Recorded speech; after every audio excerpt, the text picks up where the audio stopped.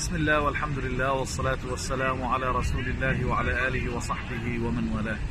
يجب أن تكون علاقتك في رمضان شهر القرآن بالقرآن علاقة مميزة، علاقة مميزة بالقراءة، بقراءة القرآن، بأن تجعل لك وردا يوميا من تلاوة القرآن ورتل القرآن ترتيلا، وأن تكون علاقتك أيضا بالقرآن علاقة مميزة في التأمل والتدبر والفهم.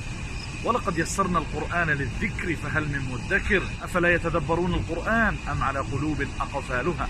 يجب أن تكون العلاقة مميزة بالقرآن، وجميل جدا أن تجمع إلى القراءة التأمل والتدبر، ثم أن تكون علاقتك بالقرآن أيضا علاقة مميزة بالتطبيق والعمل.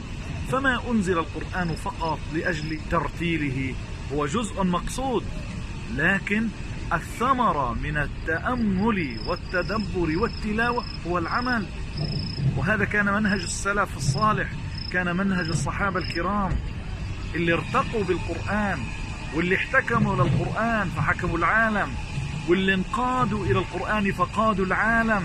إن هذا القرآن يهدي للتي هي أقوم. ولله در من قال: يا ليلة زانها ربي وشرفها تنزيله، في دجاها نور قرآني، دستور حق وتشريع وتربية، يبقى وإن زال هذا العالم الفاني. ربى رجالا مغاوير اهتدوا وغزوا، إن الرجولة من نور ونيران. أمسى بلال به من ذلة ملكة، وصار سلمان شيئا غير سلمان.